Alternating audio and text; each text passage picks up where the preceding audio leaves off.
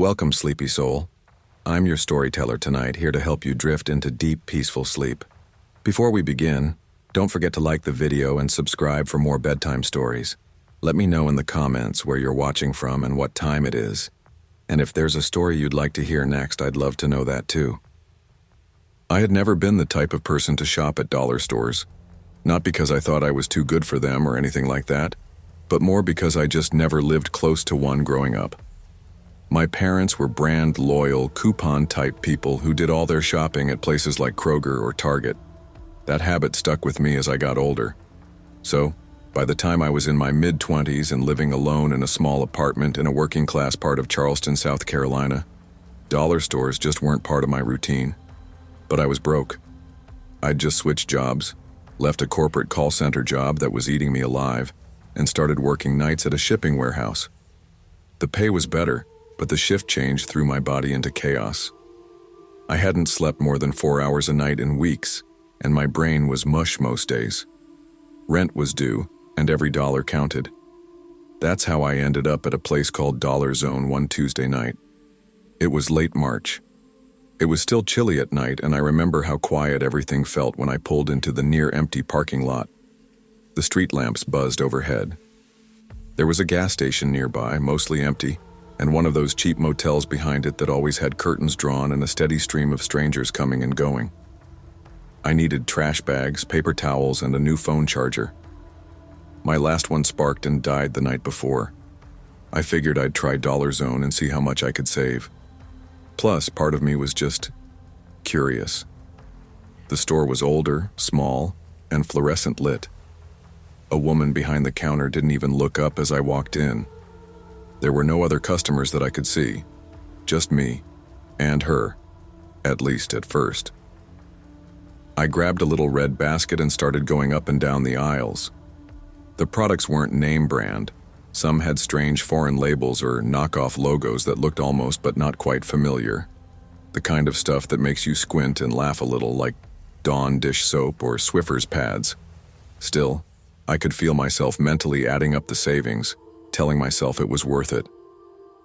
I was in the second aisle, cleaning supplies, when I first felt her. I hadn't heard her walk up. I didn't even look at her at first.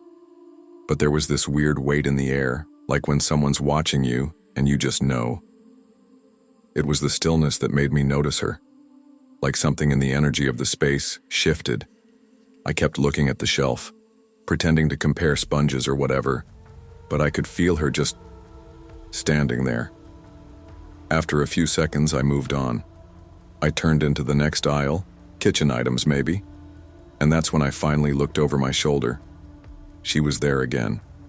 A short woman, maybe mid-40s, thick dark hair with a lot of volume, like it had been teased or curled. Her clothes were a bit mismatched, floral top, jeans too big at the waist, and cheap white sneakers. Her eyes were deep set, and something about them made my stomach tighten. I gave a quick half smile, the way women sometimes do when we're trying not to offend someone that gives us a weird vibe, and I turned away. She didn't smile back. I moved to another aisle. She followed. This continued for at least 5 more minutes. Every time I changed aisles, she ended up near me. Never directly behind, never too close, but always within view. At first, I thought maybe she was just shopping the same aisles, but it started to feel timed, purposeful. I started avoiding eye contact. I pretended to be on my phone. I gripped the plastic handle of my basket tighter each time I turned and saw her a few feet away, still watching. Then something happened that made my blood run cold. As I turned into the frozen food section near the back, I heard her say something. Soft, mumbled, but loud enough to hear the words, "You smell like my daughter." I froze in place. I wasn't sure I heard it right. I turned halfway, pretending to look at the freezer door, and saw her again, just standing there, not looking at the food, just looking at me. That's when I noticed something strange about her eyes. They were wide, too wide, like she hadn't blinked in a long time. Her pupils looked huge, unnatural, like she was on something. My heart started racing. I didn't say anything. I just walked away, abandoning the freezer aisle and heading toward the front. I went to the checkout counter, dumped my basket, and tried to act normal. The cashier was a young guy, maybe 18 or 19. He gave me a nod, rang up my stuff quickly, and bagged it without comment. The woman didn't come to the front. I paid, muttered a quick, "Thanks," and left. The parking lot was even quieter now. A light wind picked up. I walked to my car, quickly unlocked it, and loaded my things into the back seat. I got in, shut the door, and locked it immediately. Then I saw it. A dusty, silver sedan parked near the edge of the lot, about 50 feet away. I hadn't noticed it when I arrived. Maybe it had just pulled in. Maybe it had been there the whole time. Either way, when I turned the key in the ignition, the sedan's headlights flicked on. I froze. The car started moving, slowly at first, then a little faster. I stayed in reverse, ready to back out once it passed, but it didn't pass. Instead, it veered toward me. And then it hit me. Not hard, but enough to jolt the car and slam my body against the seat. I screamed.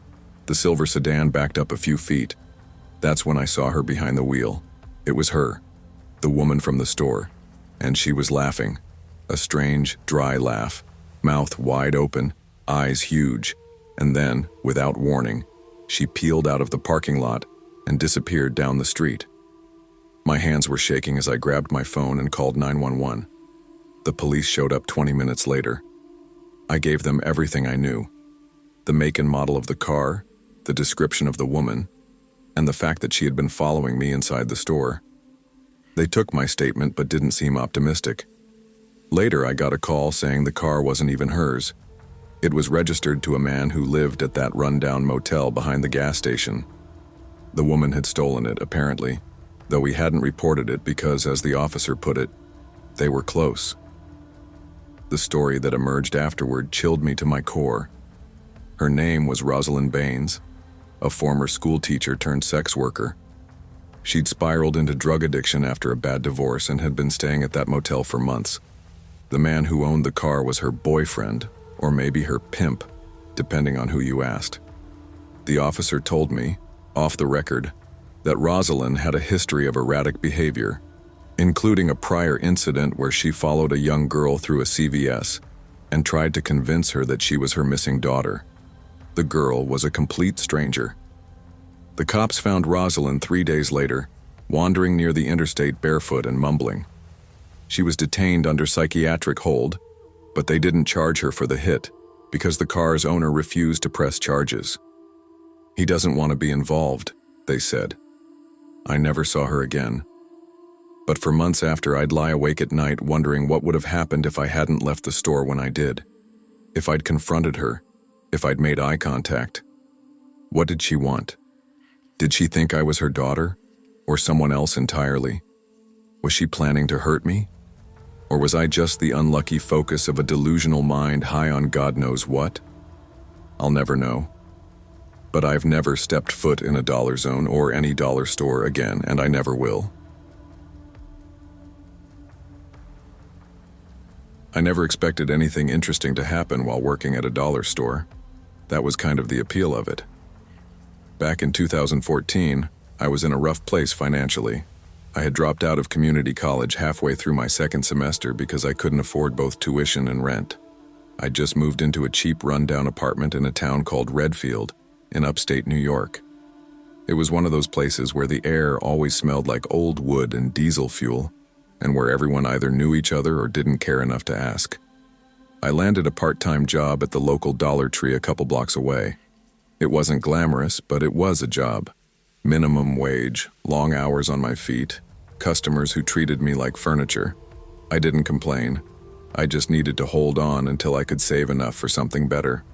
Most of the time, I worked the closing shift alone. It wasn't as bad as it sounds. We were open until 10 p.m. and the store was small, just 10 aisles total, a little back room for storage, and one of those sad little break rooms with a microwave that made everything taste like cardboard. Evenings were usually dead after about 8:30. It gave me time to restock shelves, clean up, and then wait out the final hour at the front counter. Quiet was fine by me. But one night, I still think about it even now, years later. Quiet became terrifying. It was a Thursday. I remember because it had been overcast all day, and the weather was weirdly warm for October. The kind of muggy, sticky warm that feels like it shouldn't be there. Like the air itself didn't want to be touched. I was scheduled to work 3 p.m. to close. It had been a completely normal shift. The usual crowd came in after school. Kids buying candy, teenagers trying to act cool, older ladies stocking up on off-brand paper towels. By the time it hit 9:30, I hadn't seen a customer in almost 20 minutes.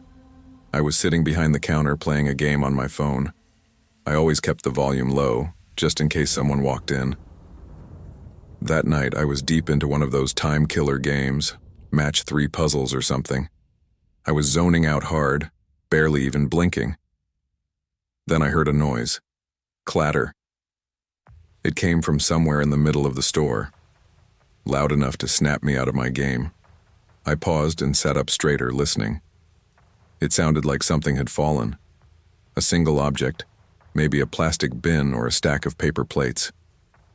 I looked up toward the aisles, but the way the store was laid out, I couldn't see more than the first few sections from where I was. I hesitated. I wasn't scared at that point, more curious, maybe slightly annoyed.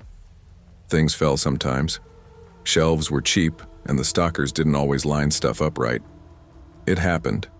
Still, I stayed put. I was comfortable, and I figured I'd clean it up during closing checks. About 3 minutes later, another sound. Thump, louder this time. I jumped a little in my chair and stared toward the back of the store. This time it sounded heavier. I squinted, trying to see if anyone had walked in. The bell above the front door was loud, and I hadn't heard it. Then something in my chest tightened. There was no one in the store, I was sure of it. I'd seen the last customer leave 10 minutes before. The front door never opened again. I would have heard it. I would have felt it. That's when I started to feel off. The quiet suddenly felt too quiet, like the air itself was holding its breath. I set my phone down and stood up. My sneakers squeaked slightly on the floor. I slowly moved out from behind the counter and toward the aisles. "Hello?" I called, my voice sounding small and thin against the fluorescent lighting. Nothing. No footsteps. No reply. I walked slowly toward where I thought the sound had come from. Aisle 6, maybe 7. Plastic goods and canned food. My heart was beating a little faster than it should have. I didn't know why I was nervous. Maybe it was just the stillness, or the feeling of being watched. When I turned into aisle 7, I saw it.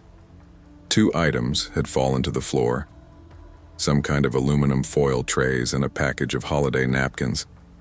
Not heavy, but not the kind of thing to fall by themselves unless someone had touched them. I stared at them for a long moment. Then I bent down, picked them up, and looked around. The shelves were full but orderly. Nothing else looked disturbed. I placed the items back in their spot, straightened a crooked row of plastic forks, and stood still again. Something didn't feel right. I couldn't shake it. That sense of being not alone. I turned back toward the front. Then I heard it again. Another crash. This time from the opposite end of the store. Loud. Something hard and plastic. Probably aisle 2 or 3. The toy section.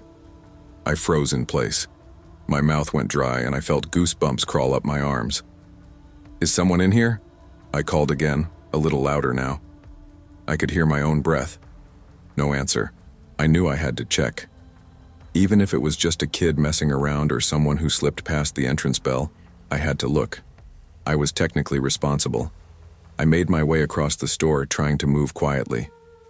When I reached aisle 2, I stopped cold. There, in the middle of the aisle, was a toy truck, bright red, flipped upside down. And behind it, a stuffed animal had been thrown off the shelf. A small unicorn, its eye missing. I stood still for a long time, trying to process what I was looking at. Then I heard something that turned my blood to ice. Footsteps, light, quick, deliberate, running, but not toward me, away, toward the front of the store, toward the register. I turned and sprinted back the way I came. My shoes slapped against the floor. I rounded the end cap at the front aisle and stopped short. There was a man standing behind the checkout counter. My checkout counter. He had one knee up on the small counter shelf and both hands on the register. I watched frozen as he tried to yank it open. Hard, quick pulls. It didn't open. Thank God I had locked it earlier out of habit. The man looked up and saw me. We locked eyes. He didn't say a word. Just turned back to the drawer and started slamming his hand against it. He banged the side, trying to knock it loose, then grabbed underneath and started trying to pick the whole machine up. My voice finally came back to me.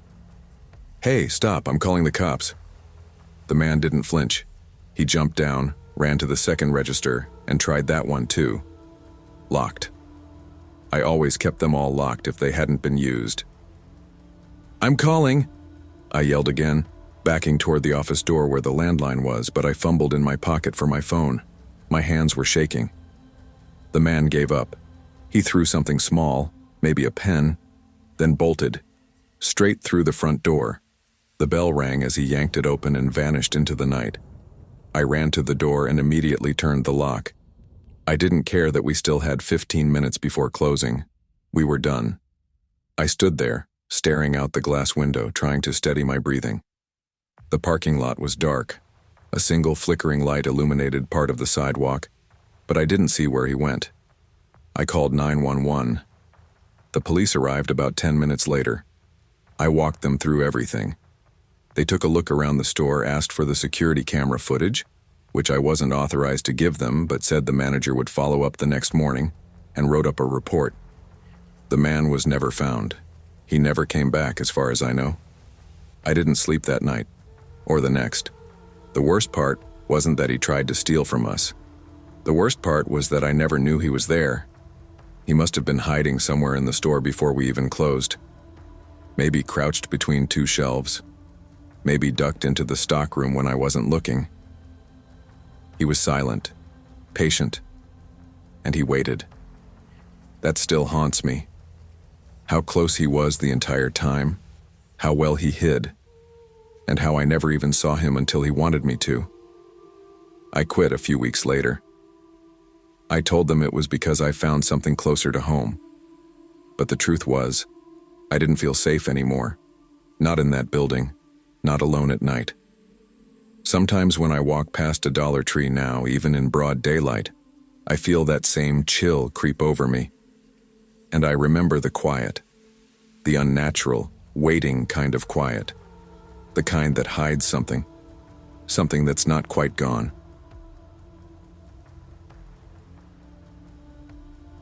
I wasn't someone who went to Dollar Tree very often, not because I thought I was above it or anything like that. It just wasn't part of my usual route.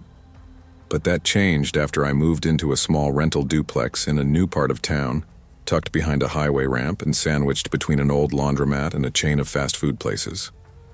Rent was cheap, and so were the neighbors. The kind of people who minded their own business, unless you parked in their spot, and then you'd hear about it, usually with a passive-aggressive sticky note or two. It was a Tuesday evening when I decided to finally check out the Dollar Tree a few blocks away. I'd just gotten back from work, and the thought of driving to a big box store felt exhausting. I needed groceries, paper towels, and maybe a new plastic bin for my closet. So I figured, why not? It was already dark outside, not late, probably around 8:45 p.m., but the winter skies made everything feel like midnight. I remember putting on my hoodie and grabbing a canvas tote, feeling a little too tired for the errand but needing to go through with it. The Dollar Tree parking lot was mostly empty, maybe 4 or 5 cars scattered throughout. The overhead lamps buzzed faintly, casting long shadows that seemed to move even when nothing else did. I parked close to the entrance. A big yellow sign buzzed above. Dollar Tree. Everything's $1.25. The moment I stepped inside, I noticed how quiet it was. The only sounds were the distant hum of freezers and the faint murmur of some low-energy pop song playing through busted ceiling speakers. An older man stood at the register flipping through a flyer, and a bored-looking teenage girl leaned against the side of a display of Valentine's candy. She smiled at me when I walked in, more out of routine than interest, and I nodded back. I grabbed a green cart with a wobbly front wheel and started walking through the aisles. There were maybe 3 other shoppers inside.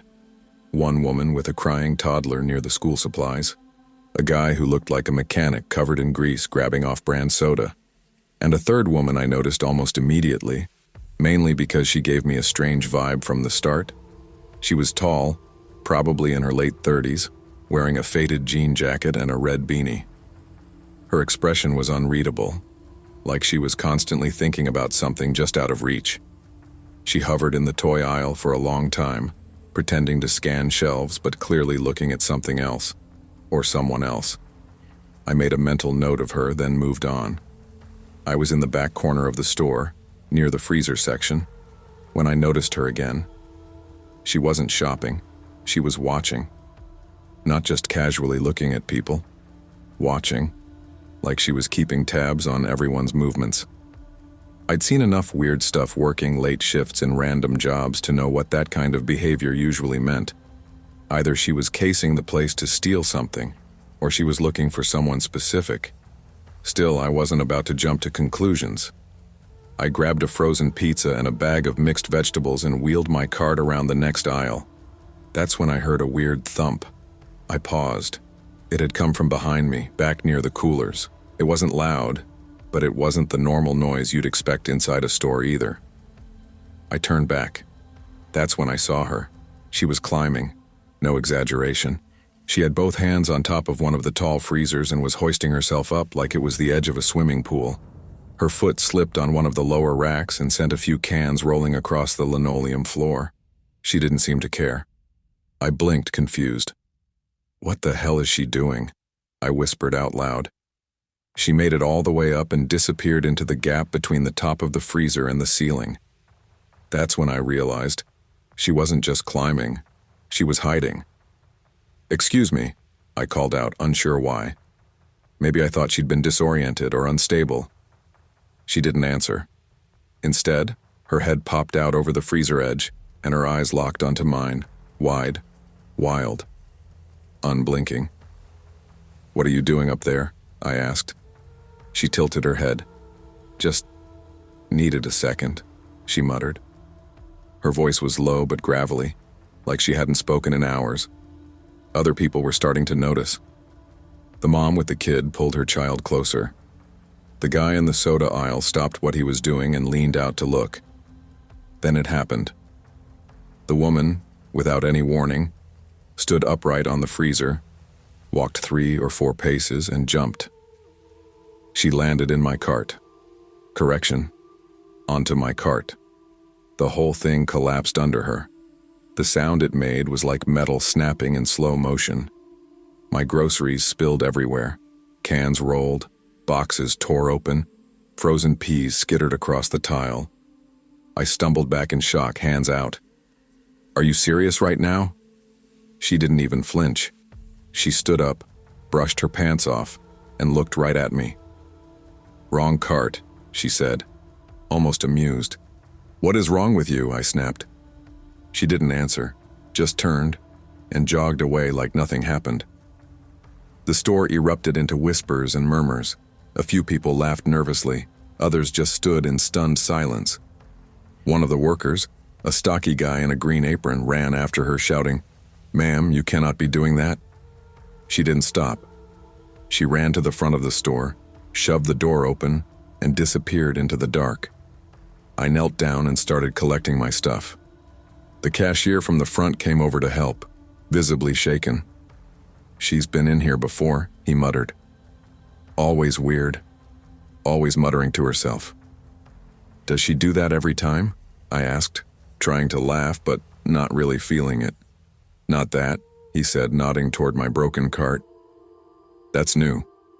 I bought what I could salvage and checked out. As I left, I looked toward the parking lot, half expecting to see her lurking near the exit. But she was gone. I headed to the gas station nearby. My tank was low, and I figured it'd be good to top off before heading home. The whole incident was still replaying in my head. The stare, the jump, the absolute audacity of it. I pulled into the station, filled up, and went inside to grab a drink. That's when I saw a familiar face again, her. She was standing near the beer fridge, rifling through her pockets with that same dazed, wild expression. I quietly backed out before she could see me and drove off fast. I didn't want to tempt fate. I was 5 minutes from home when I noticed the flashing lights, police cars, a lot of them. I slowed down, unsure of what was happening. One cop motioned for me to pull off to the side, so I did. Up ahead, I saw another officer laying out a set of spike strips across the road. What the hell? Behind me, sirens, and then a blur of movement. A car shot past me, nearly clipping my bumper. Same car I saw her get into earlier. She was driving like a bat out of hell. The cops reacted instantly. The car hit the spikes, tires shredded, and the vehicle fishtailed across the road, skidding into a ditch. I watched, heart hammering, as officers swarmed it. They pulled her out. She fought at first, clawing, screaming, but they subdued her fast. Her red beanie fell to the ground, and her wild hair spilled out like black ink. It was her. It was definitely her. Later that week, I saw the story on the news. Her name was Angela DeWitt. 39, multiple warrants, petty theft, assault, breaking, and entering. She'd escaped from a psychiatric facility 2 towns over a month earlier. They'd been looking for her ever since. She'd been squatting in abandoned houses, sometimes living out of her car. She hit several small stores that week, stealing food, clothes, medicine. I guess Dollar Tree was just the latest stop. I don't shop late anymore. It's not that I'm afraid, not exactly. It's that I saw something in her eyes that night. Something unhinged, but also desperate. Something that said, I don't know who I am anymore, and I don't care what I do. That's a terrifying kind of person. Someone with nothing to lose. She didn't just jump on a cart. She jumped into the part of my brain that doesn't stop replaying weird, surreal, dangerous things. So yeah, I still go to Dollar Tree. But not alone. And never, ever at night.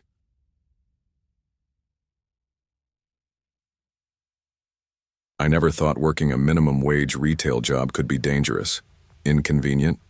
Yes. Boring? Absolutely. But life-threatening? That wasn't something I expected when I took the night shift at Dollar Haven, a small, off-brand dollar store tucked behind a worn-down gas station on the edge of Lenora, Kansas. Back then, I was 22. My name, at least for this story, is Madison. I had moved to Lenora to live with my aunt after my mom passed away unexpectedly from a stroke. I was broke, emotionally wrecked, and just trying to rebuild. Aunt Tina didn't have much, but she gave me a room in her trailer and let me stay rent-free if I helped with groceries. So, when Dollar Haven called me in for a night shift cashier position, I took it without hesitation. The store was understaffed like most small-town places. After a couple of weeks, I was working solo for 3, sometimes 4 nights a week. I'd clock in around 4:30 p.m., clean and stock for a bit, and then man the register until 10 when we closed. After that, I'd sweep, restock, and count the drawer alone until I locked up at 10:45. The job was simple. The people, not always. It started one night in early November. The air had that dry, sharp bite, and the store's heater clicked constantly like it was dying. I was halfway through my shift when a man walked in. Average height, mid-30s, tan Carhartt jacket, facial stubble that bordered on a beard. His eyes, I don't know how else to put it. They didn't blink enough. I looked up, said the usual, "Hi, welcome in," and got a weird pause in return.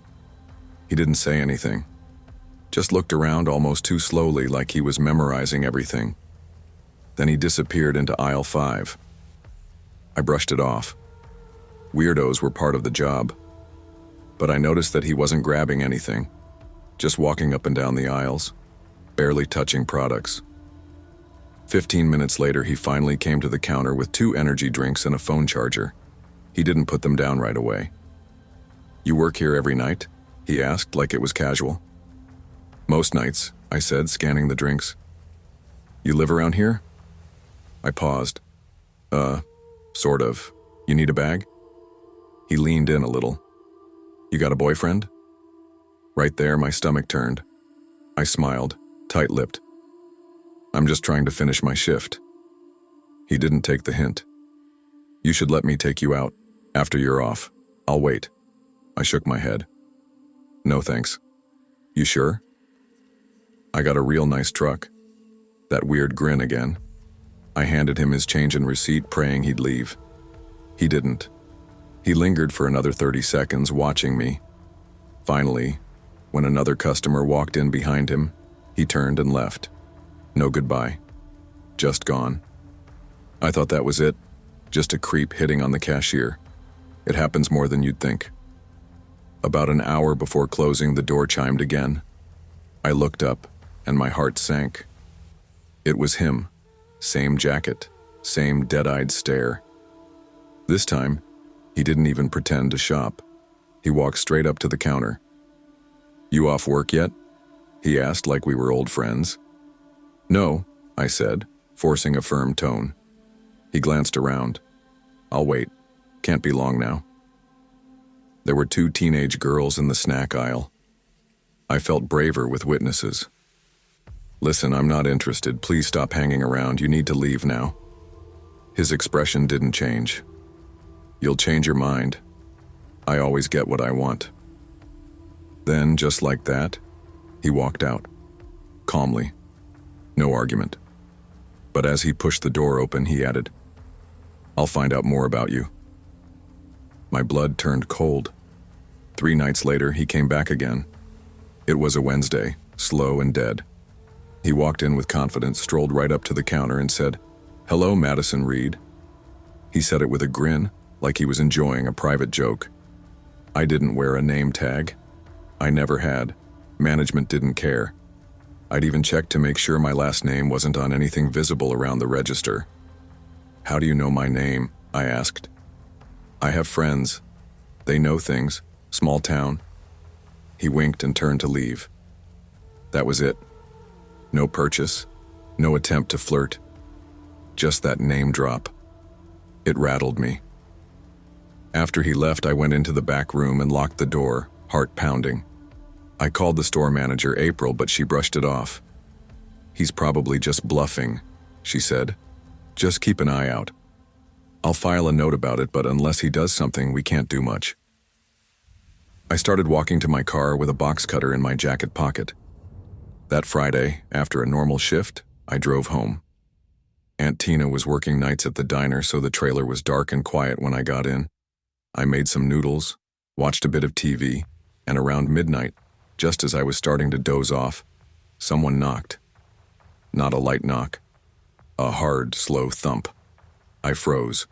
I peeked out the front blinds, and my stomach dropped. He was standing on the porch. He knocked again, then tried the handle. The screen door creaked open. The main door held. Madison, I know you're home, he said through the wood. I didn't answer. I backed away and grabbed my phone, hands shaking as I dialed 911. He kept talking. You shouldn't be alone. Not this late. I saw your aunt leave earlier. That made it worse. He knew where I lived and when my aunt worked. Please send someone, I told the dispatcher. He's trying to get in. The longest 10 minutes of my life passed with him just standing there. The only thing between us was a flimsy deadbolt. Finally, red and blue lights cut through the dark. He didn't run, didn't protest, just stood there with that same grin. The cops told him to leave.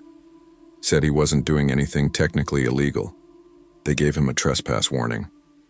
That was it. But at least I didn't see him for a while. Weeks passed. I stopped working closing shifts, asked April to switch me to afternoons. She agreed, but the story doesn't end there. One afternoon, I overheard a regular customer, Miss Carla, talking near the greeting cards. She was whispering with her daughter. You hear about that girl from Hutchinson? That poor thing got grabbed walking home. Police say she was working nights at that little gas station off Route 3. The name hit me. I knew the girl, Lexi. She worked a few towns over. We had once trained together at a sister store, 22, like me. I asked what happened. She was found in the back of a trailer 2 days later.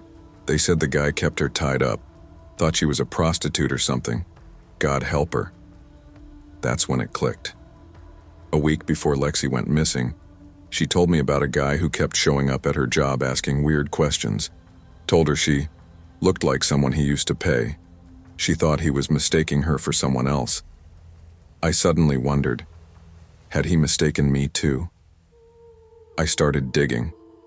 I checked Facebook, deleted anything with my last name, changed my privacy settings. I found a profile that Lexi and I were both tagged in from months ago.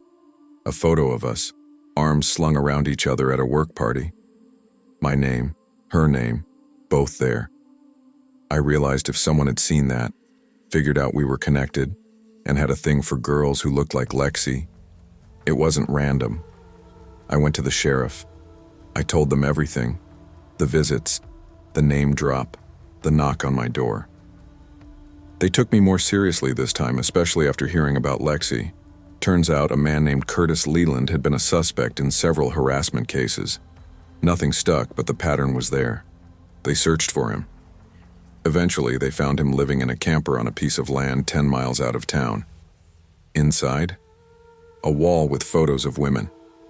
Me, Lexi, others I didn't recognize. He had printed our social media pictures, had notes under them. Some of them included addresses. They found zip ties, duct tape, and a burner phone. Lexi's case was still active, but she confirmed it was the same man who took her. Curtis is now in custody. He's awaiting trial for kidnapping, harassment, and stalking. I quit Dollar Haven 2 weeks later, moved out of Aunt Tina's and left Lenora altogether, changed my number, started over. I never figured out exactly why me, whether he mistook me for someone else or whether I was just another name on his list. It doesn't matter. What matters is that he watched me, he followed me, and I survived. But I think about what would have happened if I hadn't locked that door that night. If I'd walked to my car just 5 minutes later. If Lexi hadn't been found alive. There are predators out there, and sometimes they wear Carhartt jackets and buy energy drinks.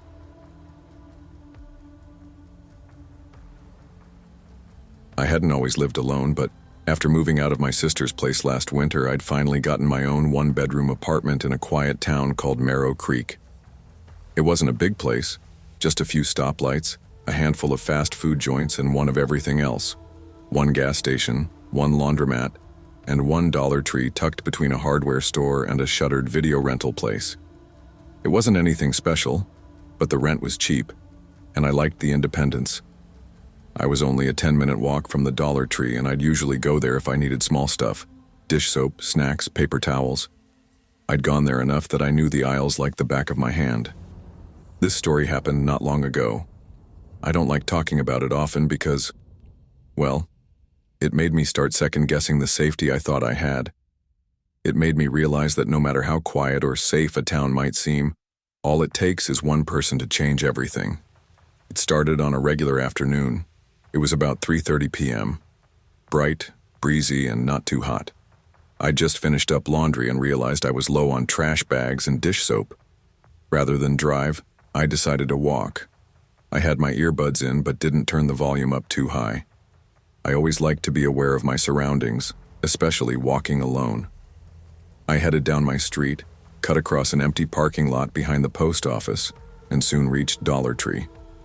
The place was maybe half full, quiet enough to not feel busy, but not empty enough to feel weird. I didn't notice anyone in particular. Just a mom with 2 kids, a couple of teenagers arguing near the snack aisle, and an older man pacing near the cold drinks. I didn't feel uneasy or watched or anything like that. I grabbed what I needed, waited in line behind a lady using coupons, and paid with the few crumpled bills I had in my jacket pocket. After that, I stepped outside, turned right, and started walking home the same way I came. It should have been uneventful. The air smelled like fresh grass and gasoline, and everything was so normal that I wasn't even thinking about anything other than whether I wanted to make pasta or just eat frozen pizza. I was maybe a block past the Dollar Tree when I heard the tires. A car pulled out from the parking lot, a white mid-size sedan. I didn't think anything of it until I noticed how slowly it was going. At first, I figured the driver was just trying to figure out which way to go, but then I realized something that made my stomach twist. The car wasn't just moving slowly, it was matching my pace. I glanced sideways, pretending to look at my phone, and caught a glimpse of the driver. A man, maybe in his late 30s or 40s, balding slightly, dark sunglasses, gray hoodie. I didn't recognize him, not even a flicker of familiarity. Then he did something that made my heart stutter. He rolled his window down. "Hey," he barked, not friendly, not confused. It was sharp. "Director, get in." I blinked. At first, I genuinely thought I misheard. "Excuse me?" I said, keeping my tone as neutral as possible. "I said get in," he repeated. "Hurry up." There was no smile, no hint of confusion. "No. Sorry, I thought you were someone else." Just a flat command like I was already supposed to know what he wanted. I took a step away from the street and said, "Do I know you?" He didn't answer that. Instead, he leaned forward and said, "You need to get in. Now." That was when I knew something was seriously wrong. My heart was racing, but I forced myself to stay calm. I turned the corner at the next block even though it was out of the way. The car paused, just for a moment, then turned too. I picked up my pace. So did he. I could hear the crunch of his tires behind me, creeping like he was stalking prey. I didn't want to run just yet. I didn't want to show fear. My mind raced through what streets led where, which direction I could go. I kept walking fast, then turned again, this time down a narrow alleyway between two brick buildings. It was just wide enough for someone to walk or bike through, but not wide enough for a car. That was my chance. As soon as I turned into it, I ran, full-on sprint. My breath caught in my throat and the sound of my own footsteps echoed against the walls. I didn't stop until I got to the other side and peeked out onto the street. No car. I waited. 30 seconds. A minute. Nothing. Breathing hard, I stepped out and started walking again, this time making sure I didn't go back to my regular route. I zigzagged through side streets, checking over my shoulder every few seconds. And then, just when I was starting to feel safe again, I saw it. The white car, coming from the other end of the block. My pulse spiked. He must have circled around, or waited, or guessed where I'd come out. I couldn't believe it. This guy was still following me. I turned on instinct and sprinted toward a random house. There was no time to think.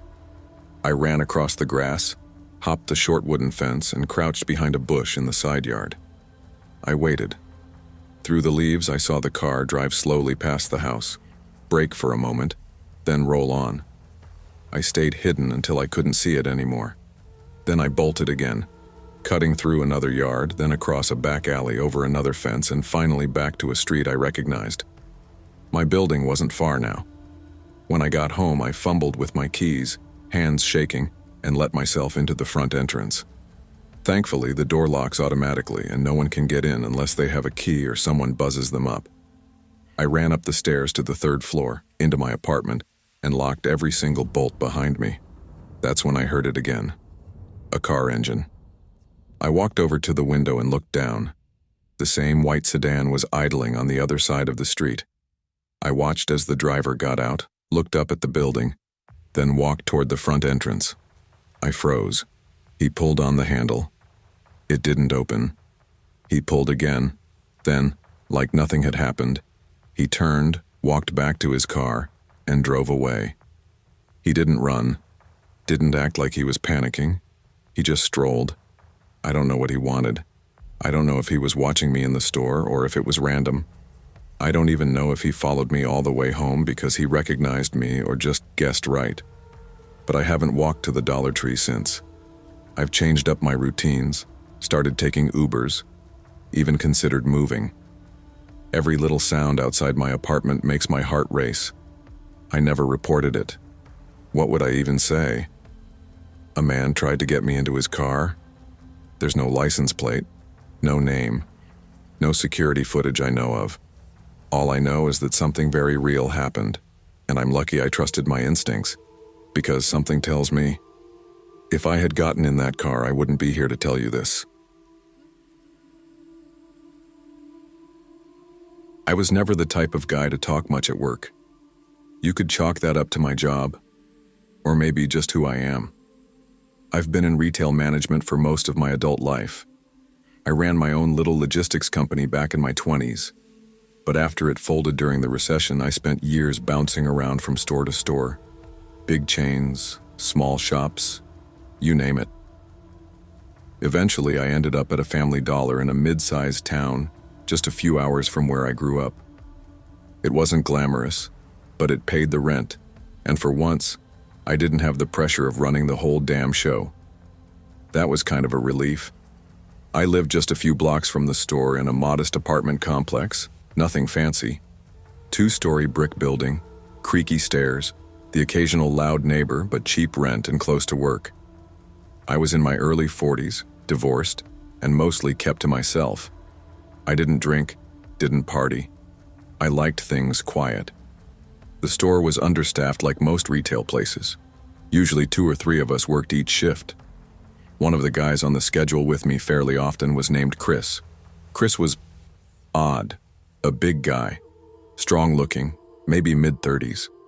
Always wore this fraying black hoodie with the sleeves pulled halfway down over his hands. The type of guy who looked like he didn't smile much.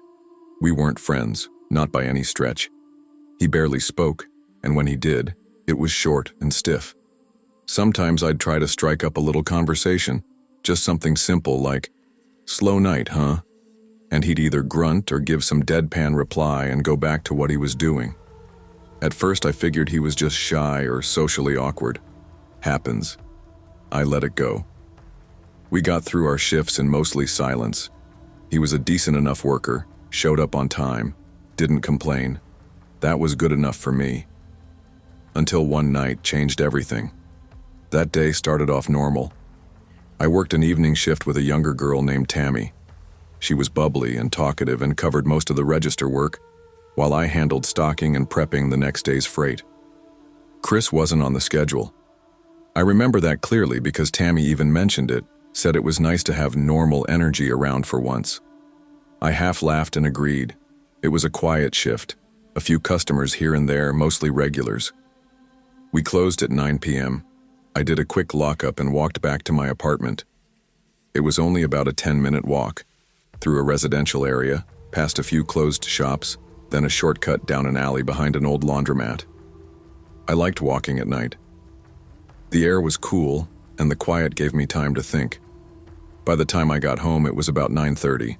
I threw a frozen meal in the microwave, kicked off my shoes, and watched a bit of TV. Just some reruns. I didn't have to be up early, so I stayed up later than usual. Midnight rolled around, and I was still on the couch with the lights dimmed, scrolling through my phone. That's when the knock came. It was loud, sharp, firm. I sat bolt upright. For a second, I thought I misheard it, but then it came again. 3 heavy knocks against the front door. It startled the hell out of me. Nobody knocks at midnight, not unless it's an emergency. My first instinct was that maybe something had happened to a neighbor. Maybe someone got locked out. I got up slowly and crept toward the door. I kept the chain latch on and looked through the peephole. What I saw froze me in place. Chris. He was standing there, right in front of my door, just staring at it, not knocking anymore, just standing. His hood was pulled up, his face blank, eyes forward, not looking around, just still. I didn't move. My heart thumped in my chest the way it does when something feels deeply wrong but your brain hasn't caught up yet. There was no reason, none, for Chris to be there.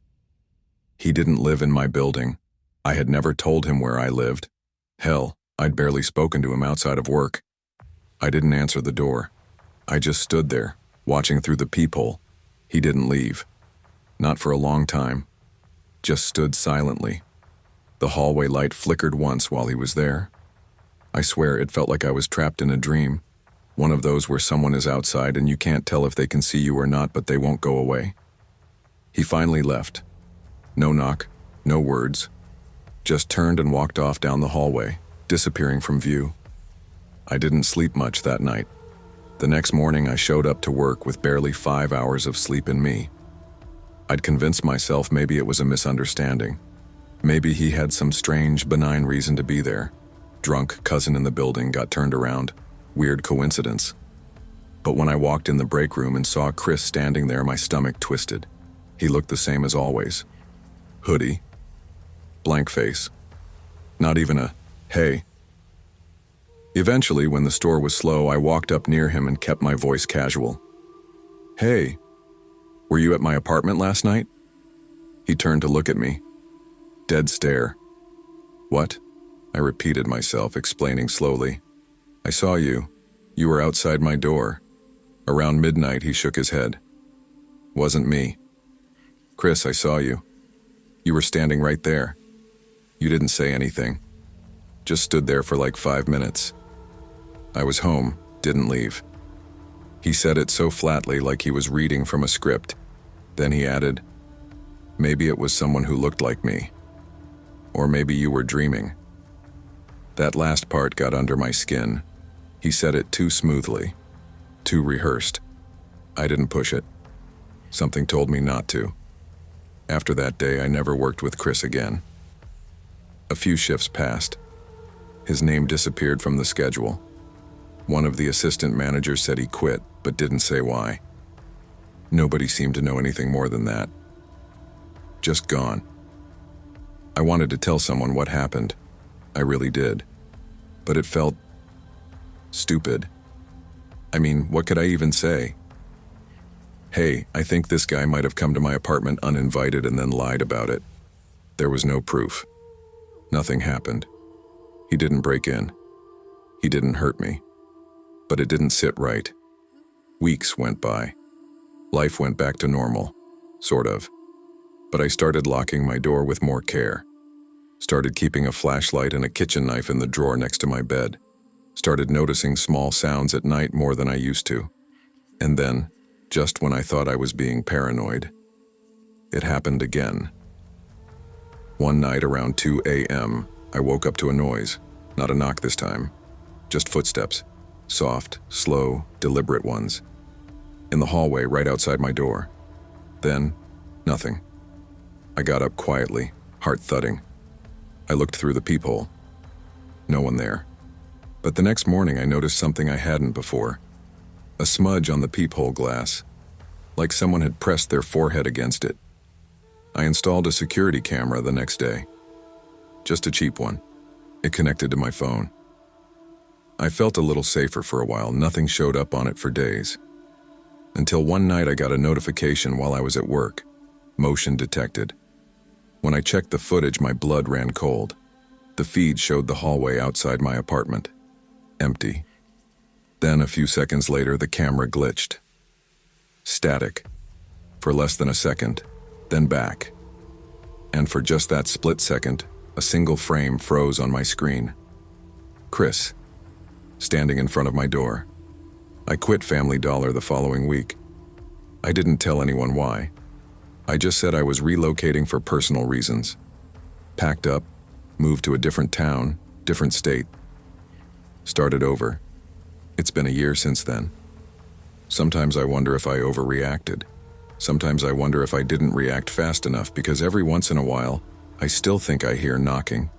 And when I look out through the peephole, I don't always feel alone.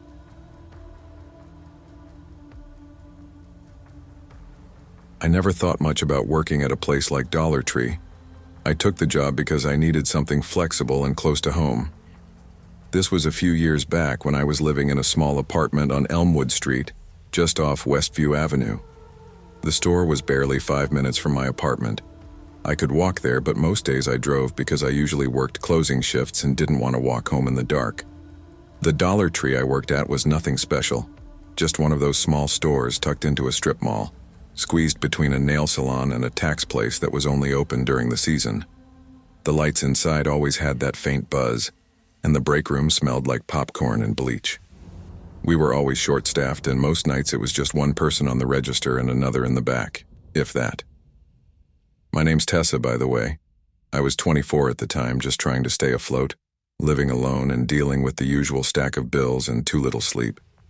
The job was simple, and honestly, I didn't mind it. You see all kinds of people come through a place like that. But this story, this one night, sticks with me in a way nothing else has. It was late autumn, the kind of evening where the sun sets too early, and by 5 o'clock, it already looks like night outside. I was working a solo shift, which wasn't unusual. The manager, Paula, had left after the shipment came in that morning and no one else was scheduled that evening. It was quiet, just a few customers trickling in every now and then. Around 4:30 p.m., I remember a man walking in. There wasn't anything especially odd about him at first glance. He had long, greasy brown hair tucked behind his ears and wore a thick pair of sunglasses, even though it was already dim outside. I greeted him like I did everyone. "Hey, welcome in," I said. He didn't respond, just walked past me and down one of the aisles. Now, we get all kinds: quiet people, loud people, people who just want to be left alone. I didn't think twice. A woman came up to the register shortly after, just buying some greeting cards and snacks. "You guys closing early today?" she asked. "Nope, just a quiet day," I replied, scanning her items. "Feels weird with how dark it's getting." "Yeah, winter's creeping in." We made small talk. She left. The man in sunglasses didn't come up until about 20 minutes later. He had one drink in his hand, some off-brand energy drink we sold in the coolers by the door. When he reached the counter, I noticed he didn't say a word, just put the drink down and stared straight ahead. "Just this?" I asked. He gave a tiny nod. "That'll be $1.25. He pulled out exact change from his jacket pocket, coins, no wallet. Paid. Still didn't speak. I tried to hand him the receipt, but he was already walking away. Weird, but not the weirdest. After he left, I saw him through the front window, just kind of loitering on the sidewalk in front of the store. People do that sometimes, waiting on rides, finishing phone calls, but he wasn't doing anything, just standing there. Over the next hour, I checked out maybe 4 or 5 more people. I kept glancing out the window and the man was still there, still standing. At one point, I saw him turn his head and look straight at the window, straight at me. By 7 o'clock, the store was dead. That's when I started feeling uneasy. He hadn't left. He wasn't smoking, talking on the phone, or walking around. Just standing. Every time I looked out, I saw him. Same spot. I debated calling Paula. But what would I say? That some guy was outside standing on the sidewalk? Instead, I called my coworker Jamie, who'd worked a shift the night before. "Hey, weird question," I said. "Do you remember some guy with long hair and sunglasses coming in?" Jamie paused. No, but that sounds sketch. Why?" "He's just been out front for almost 2 hours. Not doing anything." Jamie sounded concerned. "You're alone, right?" "Yeah." "Lock the doors at closing. Call me if anything weird happens." "Will do." By 9 p.m., it was time to close. I went to the door, turned the lock, and flipped the open sign to closed. As I did, I saw him look at me again. He was standing maybe 15 feet to the right. I grabbed my purse from under the counter and shut off the music playing on the small radio behind me. I went through the usual closing steps: cash count, locking the register, sweeping a bit. I left by 9:15. As I stepped outside, I felt my heart beat just a little faster. I kept my keys in hand and tried to walk fast without making it obvious I was nervous. He was still there, just standing. I walked past him to get to my car. I didn't look at him, but I felt his head turn. I got in, locked the door, and started the engine. My eyes flicked to the rearview mirror. He hadn't moved. About halfway home, I realized my gas tank was almost empty. I knew I wouldn't make it back and to work the next day if I didn't fill up, so I pulled into a small gas station on Maple and 9th. It was one of those corner stations, old pumps, a dim flickering sign, and just a single worker behind bulletproof glass inside.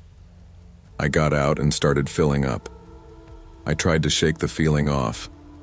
Probably just a weird guy, right? Then, about a minute later, a car pulled into the lot. It was a small blue sedan, beat up and missing its front passenger hubcap. It didn't pull to a pump. It parked along the side near the dumpsters. I looked at the driver. It was him, the man from the store. My breath caught. My hands trembled slightly as I gripped the gas pump. What the hell was he doing here? Had he followed me? Was it a coincidence? I told myself maybe it was just that. Coincidence. This was a small town. The store and the gas station weren't far apart, but he hadn't been driving when I left. He was still on foot. So when did he get in that car? When the gas tank clicked, I returned the nozzle and got back in my car. But I didn't leave. I sat there for a minute, watching him in my mirrors. He wasn't doing anything, just sitting in the driver's seat, watching the gas station. I decided to go inside, maybe grab something to eat, calm my nerves. I walked in and headed to the snack aisle. I picked up a sandwich and a soda. Then I heard the chime. The man had come inside. My stomach dropped. I didn't even pretend to browse anymore. I dropped the sandwich on the shelf and walked out. As I neared the door, I saw him turn. I walked faster. So did he. I got into my car and slammed the door shut, jamming the lock down with my thumb. I turned the engine and reversed out of the spot in one smooth motion. As I turned out of the lot, I saw him rush back to his car. He was getting in. I made a hard right down Ashmont Street, a quiet residential area, and shut off my headlights. It was hard to see, but I kept driving. Slow, careful turns. 2 rights, then a left. No sign of him. I didn't go straight home. I drove around for 15 minutes before finally pulling into my apartment's back lot. I sat there in my car, engine off, heart pounding. I waited. 5 minutes. 10. Silence. No blue car. No sound but crickets and the hum of a nearby street lamp. After that night, I didn't see him again. Not at the store, not around town. I never reported it. I didn't know what I'd even say. Some guy bought a drink, stood around, then maybe followed me. But something about him, his silence, the timing, the way he didn't buy anything at the gas station, still haunts me. I told myself I was lucky, because he could have done something, and no one would have been around to stop him. To this day, whenever I see a small blue car in a parking lot, I hesitate. I check the rearview mirror a little more than most people, because sometimes all it takes is one wrong night, one quiet man, and a little too much silence for something awful to happen.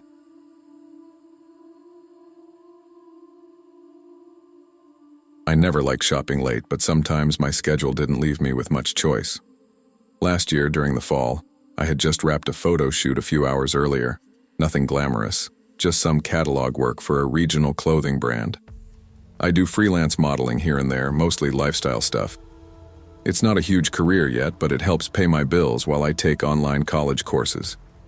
That particular day had been long. My feet hurt. My makeup was smudged from being on set since 9 a.m., and I was starving. I realized I needed to pick up a few things. Basic stuff like cotton pads, a new lighter, some cheap snacks, and cleaning spray. There's a place near my apartment, a small strip mall with a few shops clustered together. It's not the best area, but it's familiar. I figured I could stop by Dollar Village. It's like a knockoff of Dollar Tree. You know, same green signage, similar layout. I had only been there a couple times, but it was open late, and I didn't feel like going to a giant store like Target where I'd have to navigate crowds or employees pretending not to see you. It was about 7:30 p.m. when I pulled into the lot. The sky was that deep, bruised blue it gets in October, just before full darkness sets in. I remember because the air had that sharp bite to it, not full-on cold yet, but definitely not summer anymore. The parking lot was nearly empty, only 3 or 4 cars scattered around. A rusty minivan parked up close to the entrance and a small white sedan a few spots down from mine. I didn't think much of it at the time. I was tired and just wanted to get in and out. Inside, the store was quiet, eerily so. Fluorescent lights buzzed overhead. One speaker played faint elevator music, the kind that fades into the background so thoroughly it feels like it's coming from inside your own head. I saw maybe 2 customers, both middle-aged women who looked like they were stocking up on Halloween decorations. There was one employee behind the counter, a short man with dark hair and a 5 o'clock shadow. He looked about my age, maybe late 20s. He wore a lime green Dollar Village vest over a long-sleeved thermal. I gave him a polite nod when I walked in. He looked up from his phone and gave me a smile that lingered just a little too long. "Evening," he said. "Hey," I replied quickly and moved past him. I made my way down the aisles, tossing things into the cheap plastic basket I grabbed at the door. Cotton pads, cleaning wipes, a box of off-brand crackers. Nothing special. I was halfway through the store when I heard footsteps behind me. I turned slightly. It was the employee. "Oh, sorry. Didn't mean to startle you," he said, standing way too close. I gave a quick, awkward smile. "No worries." "You here by yourself?" he asked, eyes scanning the basket like it held all my secrets. "Yeah, just grabbing a few things," I replied. He nodded but didn't move. "You a model?" That threw me off. I blinked. Yeah, sometimes." "Knew it," he said. "You've got that face, like the kind that shouldn't be in a dollar store." I didn't respond to that. I just gave a weak laugh and turned away. He lingered a few seconds longer before walking off. My skin crawled a little, but I told myself not to overthink it. Maybe he was just trying to be nice in his own awkward way. I wrapped up quickly and headed to the front. He had beat me there and was already back behind the register, standing a little straighter now. He didn't say anything when I approached, just started scanning my items, one by one. "Crackers, huh?" he said. "You don't look like someone who eats crackers." I smiled tightly. "I do." He raised an eyebrow like it was some mystery. "These are pretty gross. You sure you want them?" I nodded. "Yep." He kept scanning. "You live around here?" I paused. "Not really." He stared at me for a second. I feel like I've seen you before." "I've only been here once or twice," I said. He nodded slowly, like he didn't believe me. "You should come more often, liven up the place." I didn't respond. The beep of each scanned item filled the silence. When he finished, I paid in cash to avoid dragging the process out. He handed me the change, then looked over his shoulder. "Well, now I'm off." He flicked off the light above his register and stepped around the counter. I gave a polite smile.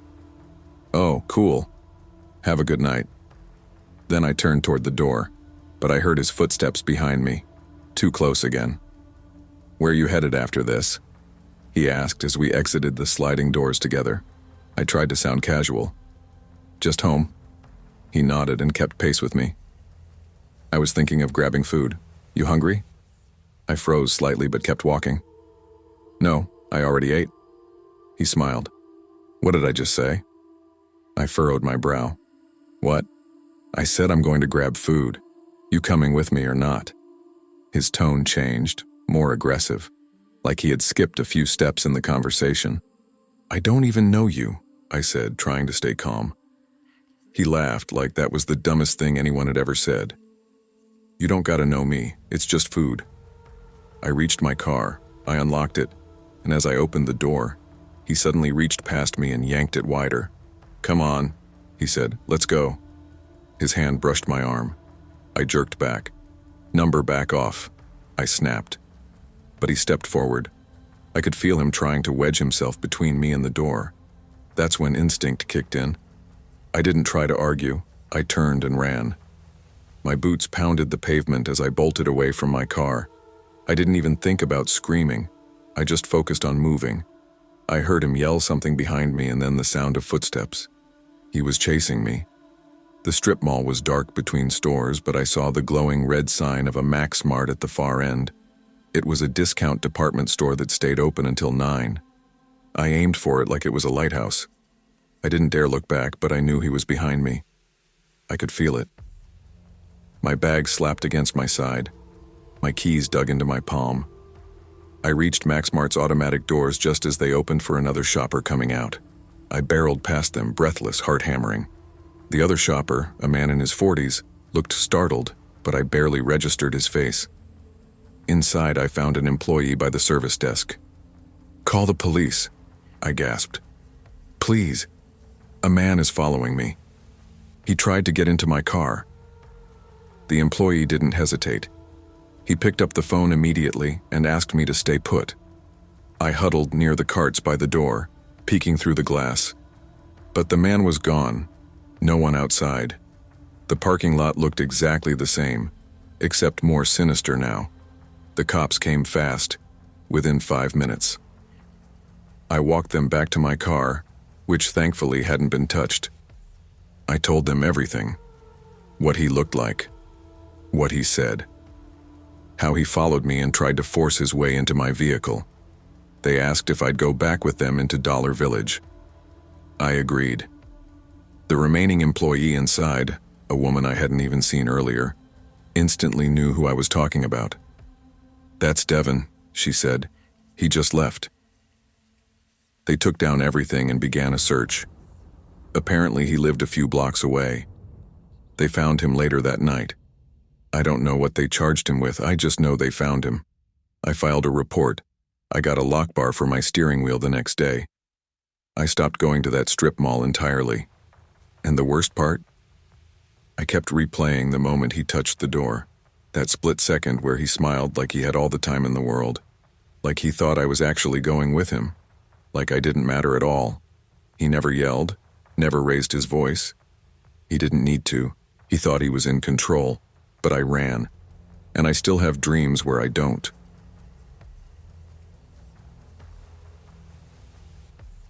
I never liked shopping at night. Not because I thought something bad would happen, but because something about nearly empty stores made me feel watched. You know what I mean? That unnatural quiet, those humming fluorescent lights, and the faint echo of your own footsteps down hollow aisles. Still, I had no real choice that evening. It had been one of those long days where everything just kept going wrong. My shift at the vet clinic had run late. I skipped lunch to cover a coworker's break, and I'd realized halfway home that I was out of laundry detergent, light bulbs, and a few other essentials. I didn't feel like braving a big grocery store, so I pulled into the Green Spot Dollar off of Barlow Street. It wasn't far from my apartment, just a 10-minute walk if I had to. But I'd driven because it was already after 8 p.m., and the July heat was still clinging to the air like sweat. The Green Spot was one of those dollar stores that felt like a time capsule. Old tile floors, mismatched shelves, that strange lemon cleaner meets mildew smell in the air. I'd been there enough times to recognize the employees by face, if not by name. It was never crowded. Honestly, that was the best part about it.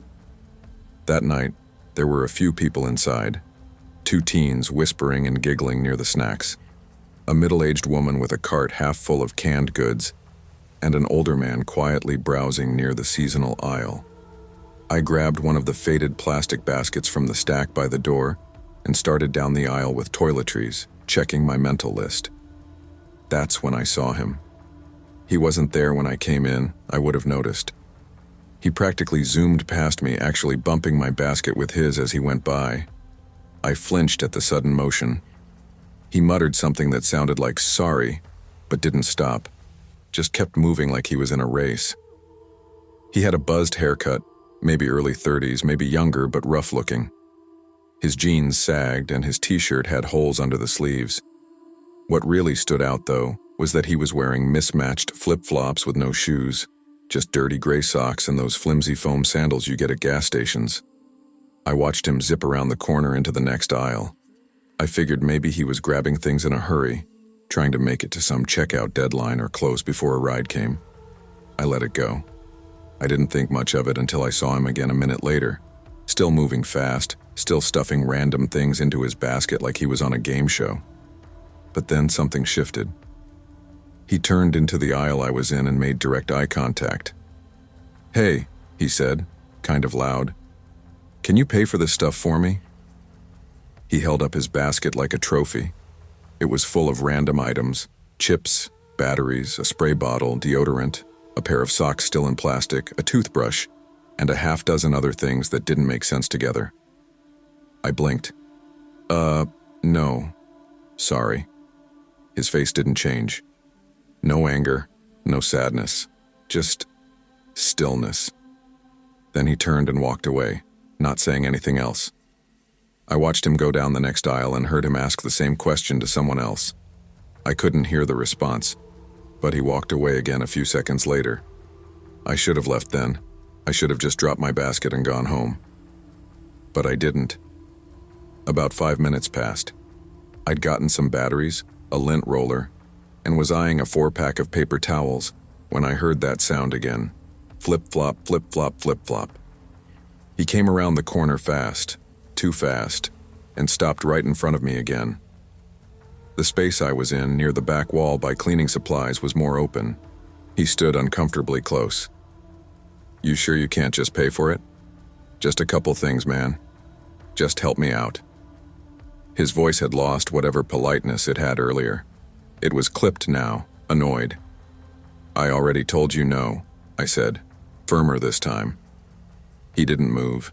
He looked down at his basket, then back at me. "You got an attitude or something?" he asked. His eyes narrowed. "What?" I blinked. "No, I'm just not paying for a stranger's stuff. Can you back up a little?" Then, without warning, he slammed his basket onto the ground. Everything inside flew out. A bag of chips popped open. Batteries rolled under the shelf. Deodorant bounced and landed at my feet. "What's your problem, huh?" he snapped. "What the hell is your problem?" I felt my pulse jump. He was raising his voice now. People in nearby aisles were turning to look. "I don't have a problem," I said carefully. "Please leave me alone." But he stepped forward. "No, you do. You think you're better than me? Is that it?" His tone was venomous. I took a slow step back. I didn't want to escalate things, but every instinct in me was screaming that something was off with this man. He kept repeating himself. "What's your problem? What's your problem, huh?" Over and over, louder each time, like a scratched record spinning out of control. I glanced around. An older man near the front looked toward us, unsure. One of the teen girls was peeking from the toy aisle, but no one stepped in. "Back off," I said again, louder. "Just go." "Hey!" a voice finally rang out. A store employee in a green apron jogged over. He was maybe in his early 20s, thin and pale, but clearly nervous. "You need to leave, right now." The man looked at him with pure rage in his eyes. "I'm not doing nothing," he snapped. "You're yelling at customers. I need you to leave." The man paused. I held my breath. Then, like a switch flipped, he grinned. "Fine," he said cheerfully. He turned, walked a few feet, then stopped. Slowly, he peeled off his socks and flip-flops, one at a time. The socks looked crusted and damp. He threw them at me. They missed, thankfully, but just barely. "Crazy bitch," he muttered. Then he turned and walked out barefoot, leaving his scattered items, shoes, and a trail of stunned silence behind him. The air inside the store shifted as soon as the door closed. It felt like everyone exhaled at once. "You okay?" the employee asked me. He looked shaken too. "Yeah," I said, though I wasn't. My hands were shaking. "Want me to call the cops?" I thought about it, but he was already gone. "No, it's fine. I don't think he'll come back." I was wrong. I checked out a few minutes later. The cashier, an older woman with short gray curls, asked if I was all right. I nodded, though I kept glancing toward the windows. The night outside looked darker than usual, more pressing. I hurried to my car, keeping my keys ready in my fist. My skin crawled with that same old sensation, being watched. When I got in and locked the doors, I saw him, across the parking lot, standing barefoot on the curb under a street lamp, just standing there, watching me. He didn't move. I reversed slowly and drove off, trying not to let it show that I was scared. But my hands clutched the wheel so tightly I thought they'd cramp. I circled the block before going home just to be sure I wasn't followed. That night I barely slept. Every sound made me jump. I kept checking the peephole on my apartment door, just in case. For the next few days, I didn't go back to that green spot. I started shopping at the bigger store across town instead, even though I hated the crowd. At least there, I felt safer. But about a week later, I heard from a friend who still goes to the green spot. She said a guy had been banned from the store for harassing customers. When she described him, I knew. It was him. He'd come back a few days after that night, asking people for money again. Someone finally called the cops. He ran before they got there. They never caught him. And the part that sticks with me most, what keeps me up some nights, isn't the yelling or the thrown socks. It's the look in his eyes before he walked away. That strange, empty stare, like he wasn't really seeing me. Or maybe he was seeing too much. I haven't seen him since. But every time I walk into a store at night and I hear footsteps echoing behind me just a little too fast, I remember him, and I keep moving.